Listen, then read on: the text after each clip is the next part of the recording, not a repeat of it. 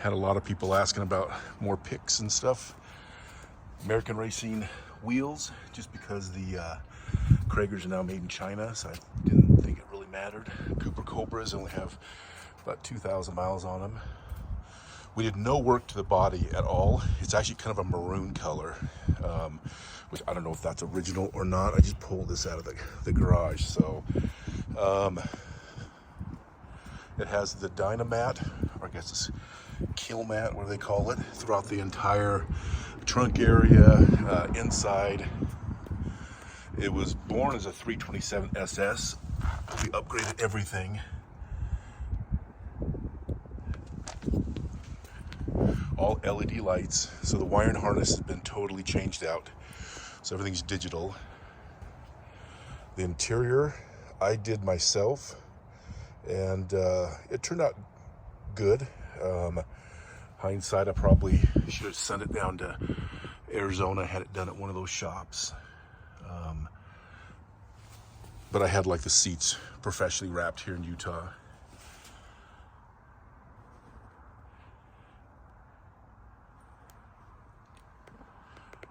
Headliner I put in has some wrinkles. I'm sure somebody could fix that. I like the rearview mirror, matches the dual exhaust. Has just over 2,000 miles on it. I actually hid the speakers, they're 6 3/4, 6.5, up underneath here, so it's nice and clean. The stereo shop I took it to first, actually the old door panels, just cut them in, they're sticking out like that far. Didn't like that. All billet aluminum handles, cranks. One thing I forgot, and this is on my list, is the armrest. Because I bought these probably 2 years ago, and so there's a couple little things I still need to get. When my son wrapped this, he owns a wrap company, he wrapped this and left these holes thinking the mirrors would. So I think over the years people just switched these mirrors out. These are the ones that were on it, so I'm not sure if they're the originals or not. So again, everything is brand new. We did no work to the body. The body was pulled off, re-welded stuff that needed to be welded, strengthening here and there. Took it out to a buddy's shop here in Utah, and has a 383 stroker from Summit. It's a blueprint engine.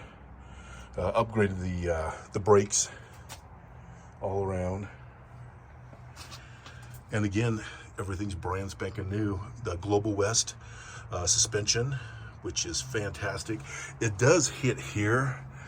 I just need to get in here and just bend this out a little bit. That's the only place it kind of bends. It has the, what is it? Glow-Tech, whatever, fiberglass hood. So I posted the pictures, a lot of people asked about it. I went with the 2-inch, they have a 4-inch. I just thought the 4-inch was way too big. Unfortunately, I just sold the hood earlier this summer. Somebody in Idaho who's doing a full build. I wish I had the original hood with it, but I don't. I wanted to switch these springs out, but you have to be careful because of, I guess the other ones are maybe a little too strong for this fiberglass. I just don't like the color of those ones. It has the Holly Sniper EFI. That's the only thing that gave me a little bit of a challenge. I pulled it out of the garage just to let all the fluids warm up and all that kind of stuff, and I noticed a leak from the gas tank. So instead of me trying to get it to my shop, which I have in the back of my property here, I have some motorcycles in there now, I just decided to take it to a buddy's shop, and so he fixed it, but they had the battery unplugged, and I think it reset the whole EFI, so I have to just download the software and fix all that. There are some wires that are hanging just because I was still labeling them. They just tuck up underneath. Not a big deal. I still need to get the new boot for the shifter. It's a I think it's a 700R, so it's a 5-speed with the overdrive, which is nice. If you're on the freeway doing 85, you're not screaming doing 5,000 RPMs. It has backup camera, Dakota digital dash. Matter of fact,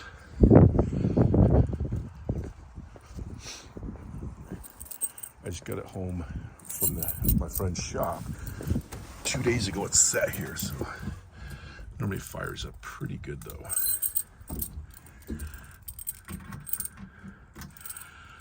Let's